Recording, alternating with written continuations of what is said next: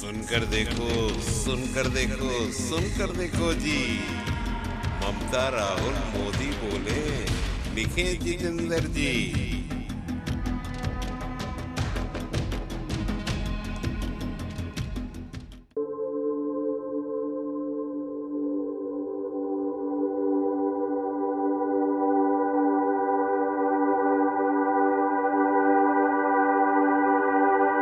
Pension পাচ্ছে প্রত্যেকটা MP MLA দেখবেন কি পেনশন ওদের ফ্যাসিলিটি हम तुम्हारा साथ है जिंदाबाद जिंदाबाद जिंदाबाद जिंदाबाद जिंदाबाद। আজকে আপনি যে প্রোগ্রাম করছে কিসের জন্য করছে একটু বলতে পারেন? नमस्कार, मेरा नाम तपन दत्ता है। यहाँ का जो NSC है, national education committee all EPS pensioners association, ये हमारा साथीदार सब बैठे हैं और काफ़ी आदमी वहाँ भी है। आज का जो हमारा ये प्रेस कॉन्फ्रेंस है क्यों कर रहे हैं? क्योंकि हमारा आवाज़ आप वहाँ तक पहुँचाए, खास करके मोदी साहब तक पहुँचाए, क्योंकि हमने आवाज़ देते देते हमारा गला थक गया। 10 साल से ये आंदोलन चल रहा है और 10 साल का बीच में ये 5वां साल जब से शुरू हुआ तब से हम लोग को बुला रहा है, क्योंकि हम दिल्ली में जाते हैं, हर साल जाता है। जब भी ये पार्लियामेंट सेशन शुरू होता है we are going to Delhi, और दिल्ली जंतर मंतर में हमारा 3-4 दिन का प्रोग्राम होता ही है। उसी प्रोग्राम से जब हम लोग आमरण अनशन के लिए हम लोग आवाज़ करते हैं तो मंत्री जी बुला लेते हैं। ये जो समूह मंत्री है, पहले संतोष गंगवार थे, उन्होंने ही हमको एश्योरेंस दिया कि आपका काम हो रहा है। इसके बाद डॉक्टर भूपेंद्र सिंह यादव आया, उन्होंने भी एश्योरेंस दिया आपका काम हो रहा है। और इसके बाद अभी मनसुख मांडविया, जब मनसुख मांडविया 2024 में चार्ज लिया, बोलता है हम तो एकदम नया है, आपका केस का थोड़ा स्टडी करने दीजिए, हमको 2 महीने टाइम दीजिए, हम कर देंगे। 2024 का बात कर रहे हैं, जब जीत के आने के बाद। तो आज तक नहीं हुआ, एश्योरेंस मिल रहा है हो जाएगा हो जाएगा हो जाएगा। मैं पहले थोड़ा बता देता हूँ, हम लोग स्टेट गवर्नमेंट का पेंशनर्स नहीं हूँ, हम लोग सेंट्रल गवर्नमेंट का पेंशन नहीं हूँ। हम लोग ऐसे जगह पे फंस गया, EPS employees pension fund scheme, ये स्कीम ऐसा जो धोखाधड़ी एक स्कीम बना दी हमको। 1994 से हम लोग घुसा और जैसे बोल रहे हैं ऐसे हम लोग कंट्रीब्यूट करने जा रहा है। हमने कभी मांगा नहीं उनसे, हमने बोला हमारा पैसा हमको वापस कर दो, क्योंकि आजकल सरकार ने नानान भाता दे रहा है, दे रहे, बहुत अच्छी बात है। But we have work for 30-35 years and we have contributed as per the सरकार। जो गवर्नमेंट जैसे बोला ऐसे ही कंट्रीब्यूट करते किया 30-40 साल से। लेकिन हमारा पैसा उनका पास जमा है, करीब 7 लाख करोड़ जो अनक्लेम है, और एवरी मंथ 64,000 करोड़ घुस रहा है।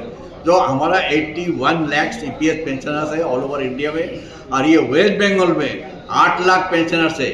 मैं बार बार सबको चेतावनी दे रहा हूँ, ये लोग बहुत हल्के में ले रहे हैं हम लोग को। हम जो है ना अभी सब दादा बन गया, दादाजी है, तो हमारा जो नाती पुती है ना वो भी वोट दाता है इस बार। हमारा हाथ में कितना वोट है देख लो, 8 लाख हमारे EPS पेंशनर्स है। इसके बाद हम रोड पे उतरेंगे। तो अभी हम लोग को इसलिए बुलाया हमारे आवाज़ के लिए, इस बार की उस बार आर पार का लड़ाई करने हम दिल्ली जा रहा है। हम क्लियर कट बोल दिया, इधर हम वापस आएंगे नहीं तो हमारा डेड बॉडी आएगा।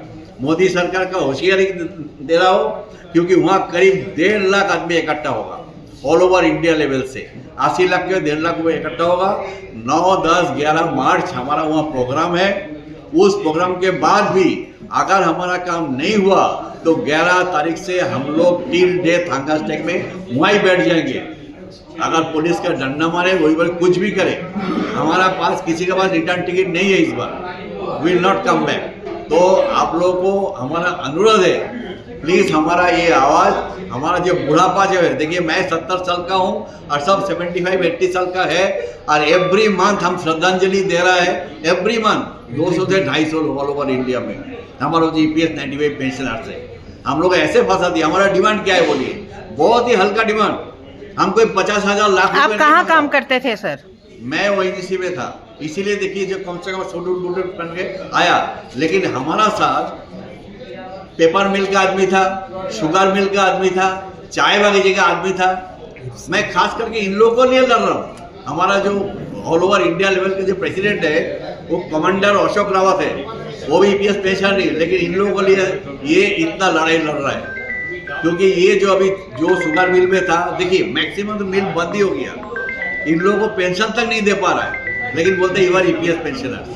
तो सरकार खुद बोला 2014 में बोला कि चलो कुछ भी कोई 800-500 मिलता है, लेकिन मिनिमम 1000 रुपये हम लोगों को दे रहा हूँ।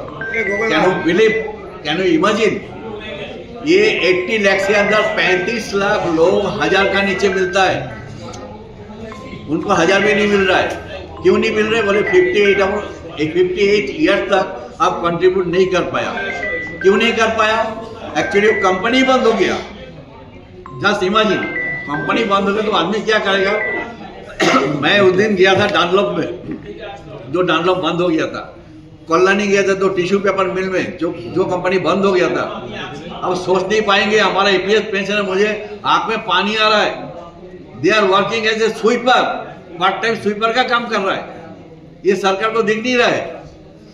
सरकार खाली भाता देके जा रहे, कोई बात नहीं तुम दो, लेकिन हमने तो कंट्रीब्यूट किया भाई, this is our right, we are not begging.